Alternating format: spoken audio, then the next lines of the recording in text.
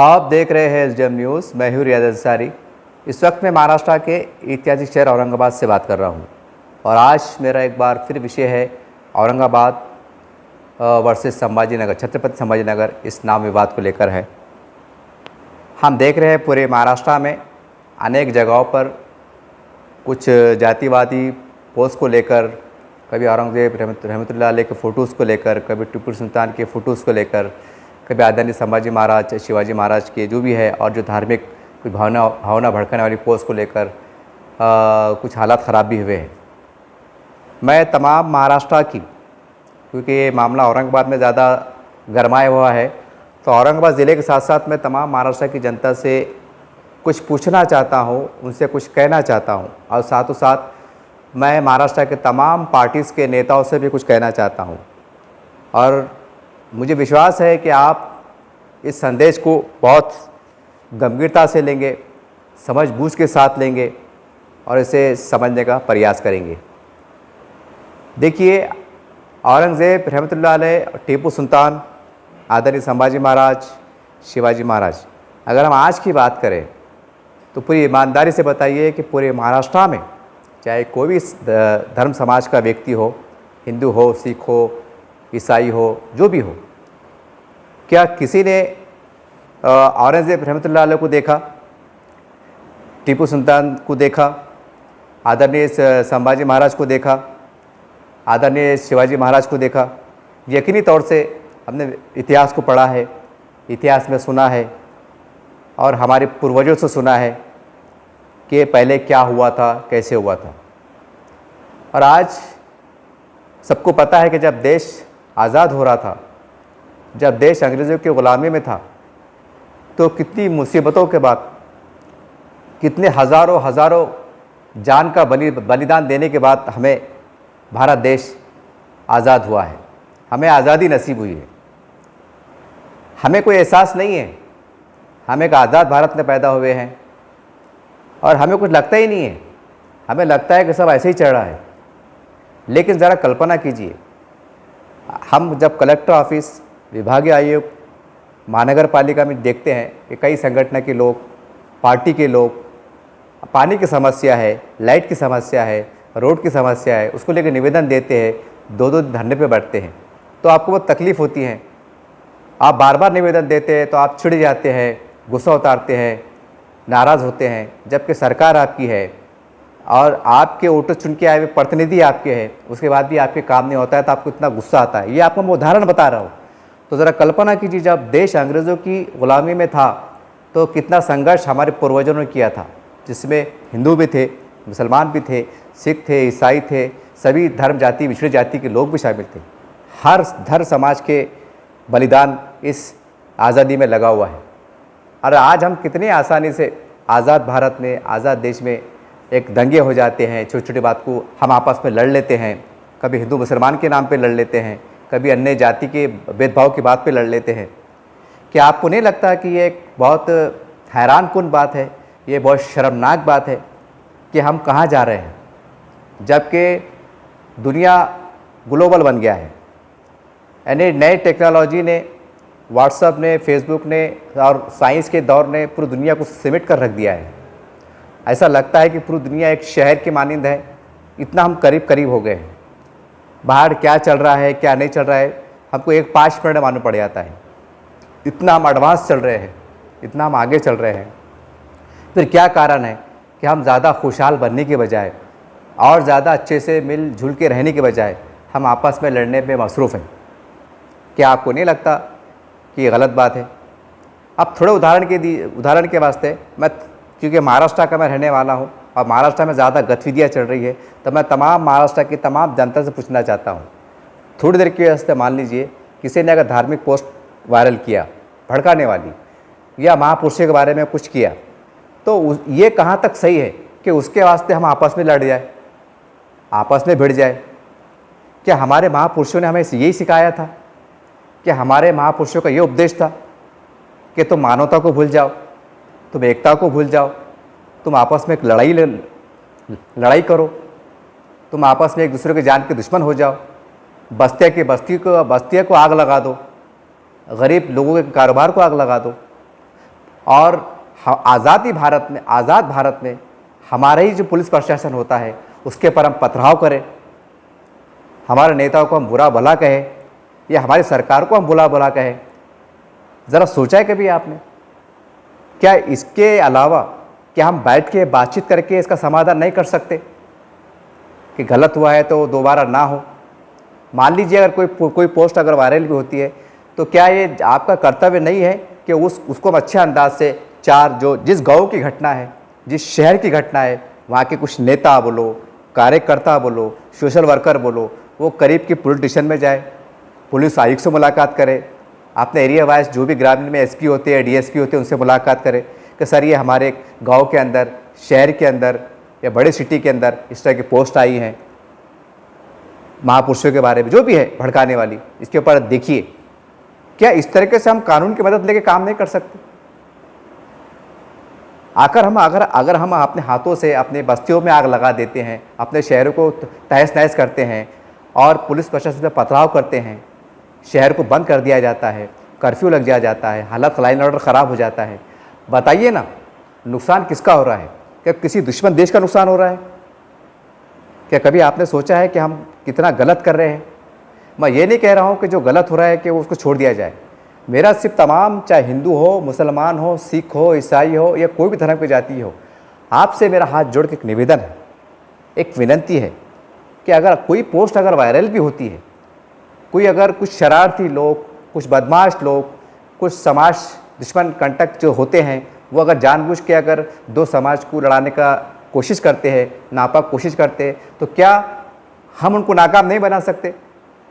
ठीक है, कोई बात नहीं, वायरल हो गई, चले जाइए पॉलिटिशियन में कि सर ये इतने बजे फला मोबाइल से ये आया है, पुलिस कुछ 24 घंटे में अरेस्ट कर लेती। ये होता है तो उसके लिए आपस में लड़ लेना, भिड़ लेना, दंगे फिसाद हो जाना।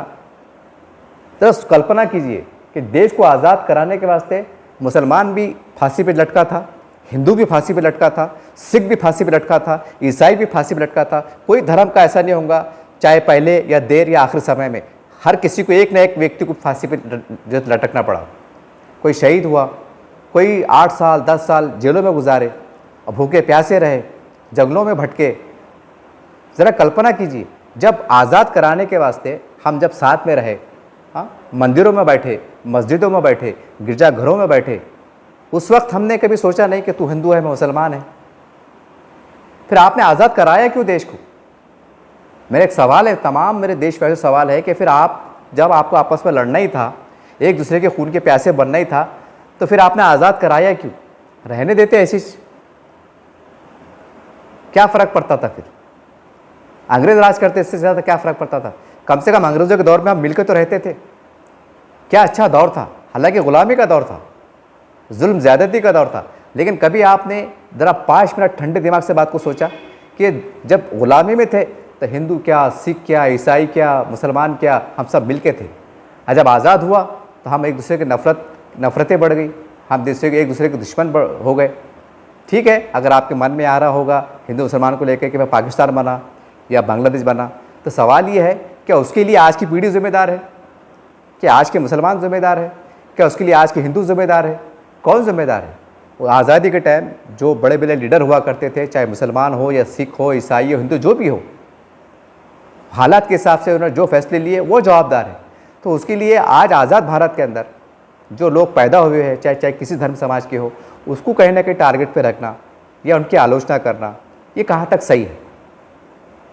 अगर हम अपनी सोच कुछ उतनी छोटी बना के क्यों चल रहे हैं? मेरे तमाम देशवासियों से गुजारिश है, ख़ास करके महाराष्ट्र के लोगों से गुजारिश है कि देखिए, ये जो हिंदू मुसलमान जो आप कर रहे हो ना, ये बहुत गलत बात है। अगर कोई आदरणीय संभाजी महाराज के बारे में कोई आपत्तिजनक बात करता है या हज़रत मोहम्मद साहब पैगम्बर सल्लल्लाहु अलैहि वसल्लम उनके बारे में कोई नाजिबा कलमात या आपत्तिजनक बात करता है, तो इसके लिए कानून कायदा है, कानून व्यवस्था है। तो मेरी आपसे रिक्वेस्ट है कि इस मामले को लेकर पूरे महाराष्ट्र में, चाहे आप किसी शहर में रहते हो, ग्रामीण में रहते हैं, आप जहाँ भी रहते हैं, तो इसको लेकर कोई झगड़ा, कोई विवाद, कोई ऐसा माहौल क्रिएट ना करे कि जिससे हमारे गांव में या हमारे शहर में कोई दंगा भड़के, फिसाद भड़के और हिंदू मुस्लिम में तनाव बढ़ गए। देखिए आज पूरे महाराष्ट्र में हम समझते हैं कि 3 चुनाव आने वाले हैं। एक कॉर्पोरेशन आने वाले हैं, विधानसभा आने वाले हैं, लोकसभा आने वाले हैं, और कुछ मुट्ठीभर ताकतें कोशिश कर रही है, कुछ ताकतें कोशिश कर रही है कि हिंदू मुसलमानों के बीच में तनाव निर्माण हो। और इसके अंदर कुछ बाहर की ताकत है, जैसे हम समाचार पत्रों में पढ़ते हैं कि जब भी देश में बड़ा संकट आता है तो कुछ दुश्मन देश ताकतें हमारे देश के अंदर जो अफरा तफरी फैलाना चाहती है, ये हम समाचार पत्रों में पढ़ते हैं। जब इतनी खुली बात है तो आप समझ क्यों नहीं पाते हैं? मेरी तमाम नेताओं से गुजारिश है कि आप जात पात का उल्लेख कम से कम करें। देखिए, जब आप खुद कहते हैं, हर व्यक्ति कहता है कि कोई किसी धर्म ने नहीं सिखाया है कि आपस में मतभेद रखना, कोई धर्म नहीं सिखाता। तो सवाल ये है फिर हम मज़हब को लेकर लड़ते क्यों है? एक सवाल है, जब हिंदू भी ये कहता है, मुसलमान भी ये कहता है, सिख भी ये कहता है कि कोई धर्म नफ़रत की तालीम नहीं देता, एकता की तालीम देता है, अमन की तालीम देता है, शांति की तालीम देता है, तो फिर आप लड़ते क्यों हो, वो भी धर्म के नाम पर? क्या आपको नहीं लगता? फिर हम कहाँ तक अगर हम मुसलमान हैं या हिंदू है, जो भी, ज़रा अपने अंदर झाँक के देखिए, हम कितने पक्के हिंदू हैं, हम कितने पक्के मुसलमान हैं, कितने हम पक्के जो भी जाति धर्म के हैं। जब हम धर्म के नाम पे लड़ने वाले हैं तो फिर हम कहाँ तक अपने धर्म को फॉलो करते हैं? ये सवाल है मेरा आप तमाम लोगों से। ये सवाल मैं इसलिए खड़े कर रहा हूँ कि जब कोई धर्म नफरत की तालीम देता नहीं है तो फिर हम आपस में लड़ते क्यों? कि सही बात लगती है आपको? तो मेरी तमाम, चाहे जितनी पॉलिटिकल पार्टियाँ हैं, उनसे मेरा विनती है कि प्लीज़ देखिए, जब कोई बस्ती में आग लगती है, कोई शहर में आग लगती है, हमें अंदाज़ा नहीं होता है 5 मरेंगे कि 10 मरेंगे, गोली से मरेंगे कि भगदड़ में मरेंगे कि पत्थरबाजी से मरेंगे, कि पुलिस प्रशासन की पुलिस के जवान हमारे शहीद होंगे, या कौन क्या कैसा होगा, हमें पता नहीं होता है हालात का, जब हालात बिगड़ते हैं तो। और कई बार इस देश के दंगे फिसाद घटे हैं और कई लाखों का, करोड़ों का, और कई जाने गई हैं। तो देखिए, मानवता सबसे बड़ा धर्म है, ऐसा कहा जाता है। महापुरुषों का कहना है कि मानवता सबसे बड़ा धर्म है। सवाल ये है, जब मानवता सबसे बड़ा धर्म है तो उस पर अमल क्यों नहीं करते हैं? आखिर क्यों दंगे के अंदर एक बेखुसूर लोगों की जान चले जाती है? क्यों दंगे फसाद के अंदर एक पंक्चर बनाने वाला, एक पान टपरी वाला, एक भाजी बेचने वाला, उसकी नुक्कड़ पर गाड़ी खड़ी होती है, उसी गाड़ी को जला दिया जाता है? कभी आपने सोचा है क्यों गरीब दंगा नहीं करता है? जब गरीब सुबह निकलता है तो उसके दिमाग में रहता है कि मैं किस तरह से 200-500 रुपये कमाऊँ और अपने बाल बच्चों को पेट पालूँ। वो दंगा क्यों करेगा? फिर सवाल ये है कि दंगा करने वाले है कौन?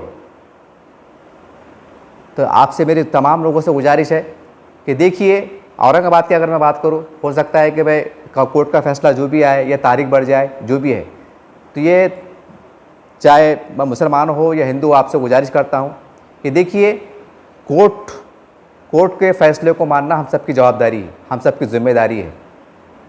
क्योंकि कोर्ट को बनाने वाले हम भारतीय हैं, हम भारतीयों के लिए कोर्ट बना है।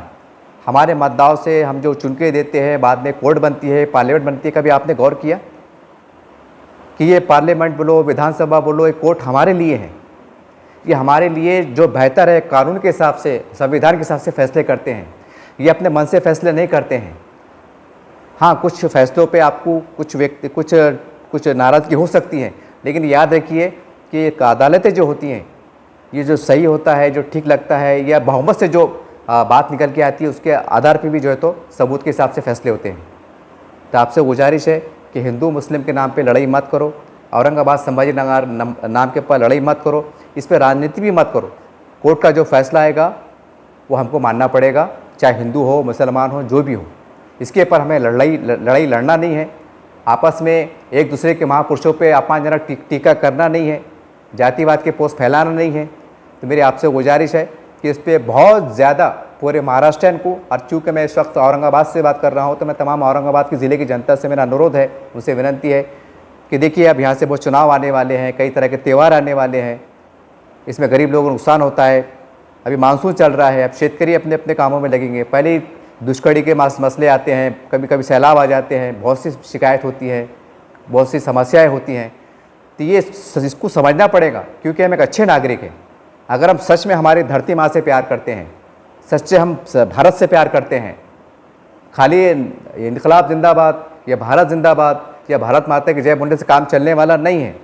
हर व्यक्ति अपने अंदर, चाहे लीडर हो, चाहे हर धर्म का व्यक्ति हो, अपने अंदर झांक के देखे। अगर मैं भारत माता की जय गर्व से कहता हूँ, तो मैंने अपनी भारत माता के लिए क्या किया है, मैंने क्या किया, मैंने क्या योगदान दिया है अपने समाज को बढ़ाने के लिए, अपने प्रदेश को बढ़ाने के लिए, एकता के लिए, इसके डेवलपमेंट के लिए मेरा क्या योगदान है? कभी आपने गौर किया है? अगर आप कह रहे होंगे हम तो गरीब लोग हैं, हम तो दो वक्त की रोटी कमाना हमारा मुश्किल है, हम क्या योगदान दे सकते हैं? आप भी योगदान दे सकते हैं। जो दंगे फिसाद, जो अफवाह का बाजार गर्म होता है, अगर आप उसमें अगर पुलिस प्रशासन से मिलकर काम करें, सरकार का सहयोग करें, ऐसे ताकतों को पहचाने, उनको आइडेंटिफाई करें, उनको रोकने का प्रयास करें, ये भी आपका बहुत बड़ा काम है। या बहकावे में आ जाते हैं धर्म के नाम पर, जातिवादी के नाम पर, या जो भी के नाम पर, आप अगर बहकेंगे नहीं तो दंगे हो ही नहीं सकते। तो आपका भी इस तरह से बहुत बड़ा योगदान आप दे सकते हैं। तो बहरहाल मैं आखिरी में इतना ही कहूँगा कि देखिए, बहुत प्यारा देश है, बहुत बड़ा देश है, करोड़ों की आबादी है, और इसको देश को आज़ाद कराने के लिए लाखों लोगों को खून बहा है। इतने हल्के में ना ले आप कि हमारा देश है, ये देश है। मैं तो बहुत खुल के कहूँगा, जिसको ये शिकायत है कि मुग़ल बादशाह जालिम थे, ये थे, वो थे, तो ये आपके लिए एक परीक्षा की घड़ी है कि आप बता दीजिए कि आज़ाद भारत में राम राज जैसा होता है, राम राज में सबको न्याय मिलता है। पहले अगर जुल्म होता था तो आज देख लो, तमाम दुनिया के लोग, तमाम 125 करोड़ जनता देख ले कि आज आज़ाद भारत में जब हम राम का नाम लेते हैं, अगर महाराष्ट्र में रहते हैं, हम शिवाजी, आदरणीय महाराज शिवाजी महाराज का नाम लेते हैं, स्वराज इससे कहते हैं, स्वराज का सपना इसे कहते हैं, न्याय इसे कहते हैं, इंसाफ देना इसे कहते हैं, सब धर्म समाज को लेकर चलना इसे कहते हैं। ये आप सिद्ध करो, लोग समझ जाएंगे कि पहले का दौर अच्छा था कि आज का दौर अच्छा है। ये आप खुद अपने मन के अंदर झांक के देखिए। बहरहाल मैं किस पर टीका नहीं कर रहा हूँ, इसकी आलोचना नहीं कर रहा हूँ, सिर्फ एक दर्द के साथ तमाम देशवासियों को, तमाम महाराष्ट्र के जनता को और औरंगाबाद की जनता से कहना चाहता हूँ कि देखिए, आपस में लड़ना बंद कीजिए। अगर हम सच्चे भारतीय हैं तो आपस में लड़ना बंद कीजिए, और जो हमें लड़ा रहा है उसको पहचानिए। यही आज वक्त और हालात की ज़रूरत है। जय हिंद, जय महाराष्ट्र।